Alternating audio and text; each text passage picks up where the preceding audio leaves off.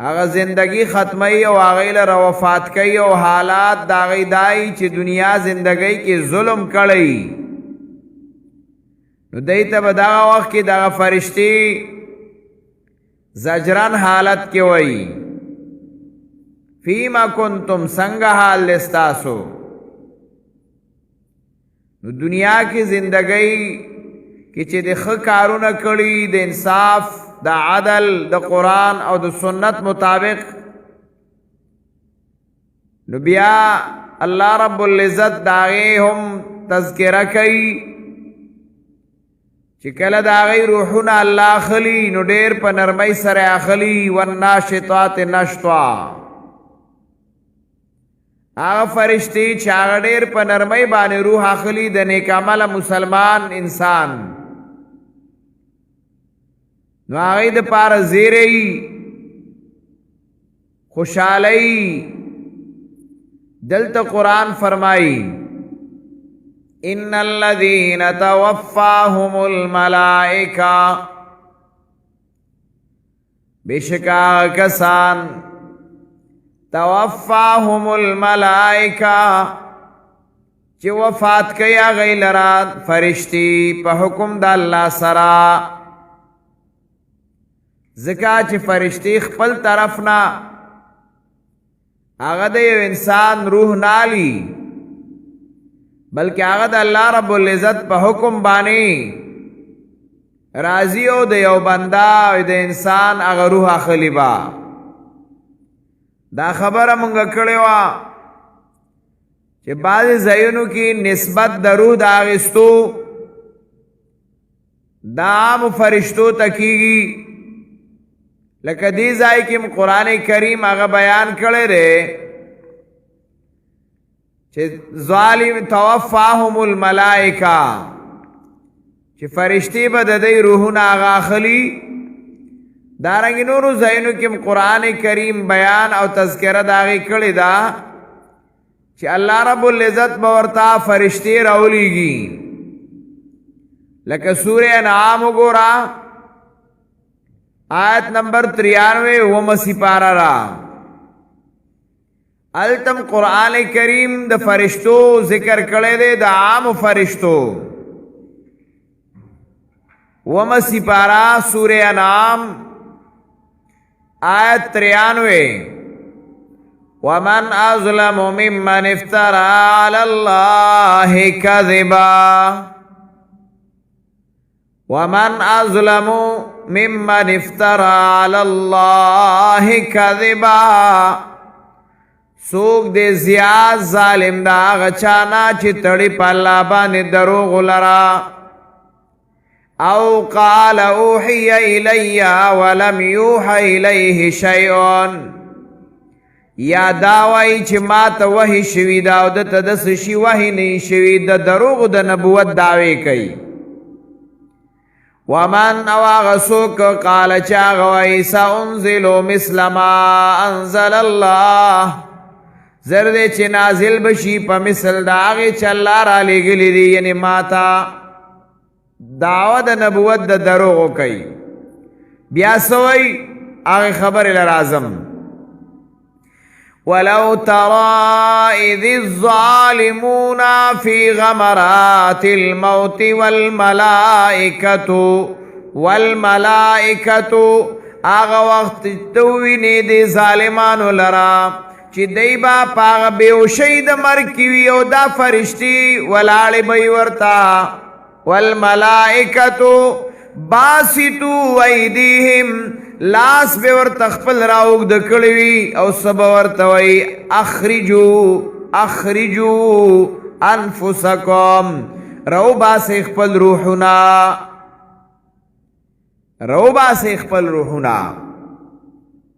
نو گور عام فرشتی آغا ذکر کردی دی نسبت دا موت عام فرشتو طرف تا دے دی زائی کم عام فرشتے شوی او دارنگی قرآن کریم بل زائی کی بیان دا دے کڑے دے قل یتوفاکم ملک الموت الذی اکل بکم قل یتوفاکم ملک الموت الذی وکل بکم ورتوا وفات کئی بتاسو لرا آغا فرشتی چی پتاسو بانی آغا مقرر دی غالباً الف لام میم سجدہ دا اور 21 سپارہ دا التا قرآن کریم آیت نمبر 11 کی دے بیان کئی یوشتم سپارہ الف لام میم سجدہ قل یتوفاکم ملک الموت الذی وکل بکم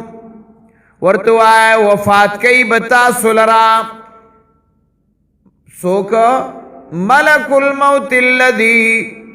آغا فرشتہ چی آغا مقرر دا پا مرگ بان ورکولو باندی روح خستلو باندی چی آغی تا ملک الموت ویلشی وکل بکم چی دا انسانانو دا وفات کولو یا دا روح غستو ذمہ داری آغی تاوال شوی دا نو دلتا نسبت چاہتا شوی دے یوی فرشتی تا شوی دے چی آغت سوک دا ملک الموت تا خیال راغی خبری تا قل یتوفاکم ملک الموت الذی وکل بکم ورتوا وفات کئی بتاسو لرا آغا فرشتہ دا مرگنو چی آغا مقرر شوی دا پتاسو بانی دا روح آغستو نو دلتا چاہتا نسبتوش ملک الموت تا یوی فرشتی تا نسبتوش ٹھیک شوا التا عام فرشتو تا نسبت شویو او دارنگی اللہ رب العزت ذات تا ہم نسبت کی گی دا موت او دا مرگ نسبت دا اللہ تا ہم شوے دے قرآن کریم دا ڈیرو زینو کی ذکر کرے دے چی اللہ غزاد دے خلقکم ثم یمیتکم هو الذی خلقا کیف تکفرون باللہ وکنتم امواتا فاحیاکم ثم یمیتکم بیابتا سملکی لنبی سپارہ سور بقرہ آیت نمبر 29 گورا 28 اتوشتم نمبر آیات کیف تکفرون باللہ سنگ تاسو انکار کوئی دا اللہ نا وکنتم امواتا تاسو خملوئی نوئی فاحیاکم جوند درک روح درک واچاو ثم یمیتکم دغا اللہ ببیا تاسو ملکی دغا اللہ با تاسو ملکی نو دا موت نسبت چا تراغے اللہ تراغے ومن یخرج الحی من المیت ویخرج المیت من الحی التکم میت او دام قرآن کریم بل زی کے دا خبر کردی دا اللہ غزاد دے یحیی و یمید چاگا جوند کول کئی او ملکول کئی یحیی و یمید اللہ غزاد دے چاگا جوندی کول او ملکول کئی غالباً گورا دا سمر زینو کی دا دیر دے بہر حال خدایا مشت نمونے خروار یحیی و یمید کلا اللہ نسبت دا ذکر کی دا سے ذات دے چھ مرگ با پتا سراولی کلا وی ملکول و جوندی کول کئی نو دا دیر آیتون کی دا آیتون چھ غنڈ منگرالو بیا دیر وقت پہ لگی نو نسبت دری قسم شو دا غیر اعظم نسبت سو قسم شو دری لنبے نسبت چاہتا ہو ٹول فرشتو عام فرشتو تاو ٹول تنا عام فرشتی ملائکہ ذکرو دویم نسبت چاہتا ہو ملک الموت دریم نسبت چاہتا شو اللہ تا اس دا مسئلہ چی دا روح آخر د چا خستل د خستلو والے څوک دی؟ نو علماء لیکي د الله رب العزت په حکم باندې د الله رب العزت په حکم باندې اختیارات د دې ملک الموت تاواله شوي دي اور د ملک الموت ماتحت نور فرشتي مقرر شوي دي. خبر حل شو کنا؟ د الله رب العزت په حکم باندې اختیارات د روحونو اغستو ذمہ داری، اختیارات بداوایو ذمہ داری د روحونو اغستو د ملک الموت چاغه ته اسرائیل علیہ السلام ویل شي، هغه ته دا ذمہ داری الله ورکړی دا اور داغه ماتحت نور فرشتي داغه د پاره الله مقرر کړی دي. بس حکم دا الله ری، ذمہ داری دا اسرائیل علیہ السلام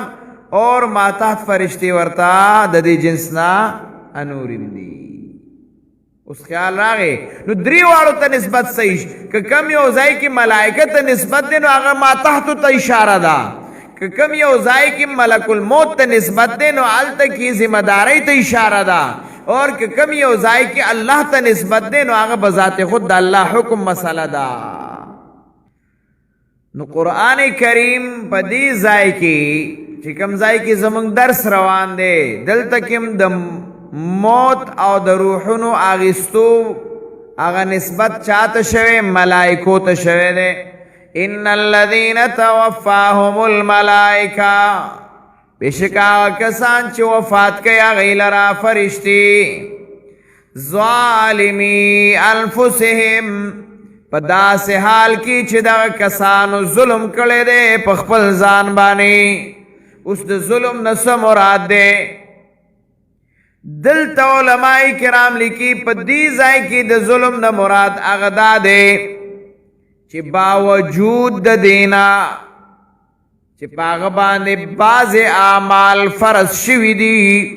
او د هغه فرض اعمال نه کوي نو دا ظالم دی. که هغه فرض عمل جهاد و نو نیکاو نو ظالم دی، که هغه فرض عمل هجرت و نیکاو نو ظالم دی، که هغه فرض عمل عبادت و نیکاو نو ظالم دی. خیال راغی خبره تا؟ معلومه دا شوا هر فرض عمل پری خودن کے د سستی او د دنیا دا اغراض و مقاصد و د وجنا دا ظالم دے. اس دلتا کم گو روی ظالمی انفسهم چی ظلم کڑے دے پخپلو زانونو بانی. قالو فرشتی باورت پداغی وقت کی وئی فیما کنتم سنگ حال لستاسو. قالو نو دی باورت وئی کننا مستضعفین فی الارض بانا بکی کننا مستضعفین فی الارض ومنگا کمزوری پزمکا کی پا فرض مالو کی اللہ بانی نقبلی گورے پا دی نخلاسی گی چتوے منز نکو طبیعت میں لگ خراب دے منز نکو ما جامی میں پلیتی دی دا د موز مثال میں درکا ذکر دا زمانگ عام معاشرہ کی مشہور مثال لے معمولی بانا او فرض عمل پر خودل روجہ ننی سماولی تگے کی گما خود پا تگے کی گی چھ روجہ چی نیسی خو یا با وگے کی گی یا با دا خو روجہ نشو چستا تن دو لوگا نہیں معمولی بانے او آغا بانے سا چاگا شریعت نا قبل نو پا معمولی بانو باندی دا اللہ دا دین پر خودل دا عبادت پر خودل دا سبب دا ظلم دے. قالو کننا مستضعفین فی الارض وائی دی ورطا چو منگا کمزوری پزمکا یرز منگ طاقت نو جیزکا منگ دا سے نشول کولے دا اللہ دا دین دا پارستا طاقت نو. قرآن داغی جواب ورکی فرشتی با تا پا دا غوخ کے وائی چی روح او باسی خواہ. قالوا الم تكن ارض الله واسعة فتهاجروا فيها. قالوا فرشتي بورتوي الم تكن آیا نو ارض الله ازمکد الله واسعة فراخا فتهاجروا فيها هجرت بمکړې پای کې ځکه هجرت هغه وخت کې فرض نو تاسو بدل تکي کنشول کوله نو دلو ید خدای ازمکوا هغه ته بتلی التبم کړه وې کنا هجرت بمکړې د الله عبادت بمکړې فتهاجروا فيها. لکه اوس مثال یو سړی ته الکه چې جامې دی پلیتی دي نو لګي جامې خود نه دی بلې به جوړه دی اچولې وکانا چې بدن دی پلیت دی انو کدل ته ګرمي وبنوي نو لوی ځایونه دی الته به دی ګرمي وب استعمال کړي وې کړه نو خوې بد بانی بسیار چې کله یو کار تړنی نو دا غي د پار انسان بانی بیا لټي. بنی اسرائیلو د الله د عذابونو سره مخامخ کېدل ولې شویو؟ علما لیکي چې هغه د الله د عذابونو سره مخامخ کېدل په دې وجه باندې شویو چې د الله د دین او د الله د احکاماتو سره ټال مټولو باندې کولې یره دا د دې نشو کولې او دا چلې او دا چلې نو مختلف عذابونه پر راغلیو. د دې وجه نه علما لیکي چې کله د دین په کار کې بانی لټول شروع شول او د بانو په وجه باندې معمولی بانو چې هغه شریعت نه قبلې د هغې د وجې نه کله په دین کې سستی راغله او دین پرې ښودل شروع شول نو دا سبب د دې د زوال د انسان دی بیا د معاشرې د زوال هغه سبب دی بیا. نو قرآن فرمائی فَأُولَئِكَ مَأْوَاهُمْ جَهَنَّمْ. یو روایت کې دام راځي چې الله رب العزت به په دغه وخت کې ډېر په غضب او په غصه او په سختۍ باندې دا روح روباسي لکه مخکې چې وایي ولو ترى إذ الظالمون فی غمرات الموت والملائکة باسطوا أیدیهم شب اخرجوا انفسکم په سختۍ به ته روباسي دی خو به ویني مخکې چې مخکې خپله چاړه اوبو کې به ویني که نو دی به نه ورکوي روح فرشتې به ته په زور روباسي اخرجوا انفسکم او بیا به ورته آخر کې فاولئک مأواهم جهنم دا کسان د دې ځای جهنم دی وساعت مصیرا او ډېر ناکاره ځای دی د ورتلو. نو مقصد د قرآن داره چې دلته دا زندگی د ظلم نه صفا تیره کا نو هغه زندگی هغه به د مشکلاتو د پریشانیو نه صفایي او کنه دلته دا زندگی صفا نه نو هغه زندگی به بیا تباهي. الله رب العزت دې زمونږ استاسو دا زندگی د قرآن او د سنت مطابق هغه نصیب وګرځي. الله بیمارانو ته صحت کامله عاجله نصیب کی. څومره مسلمانان وفات شوي دي اللہ رب العزت دا غی مغفرت و بخن نصیب کی. وصلی اللہ تعالی علی خیر خلقہ محمد.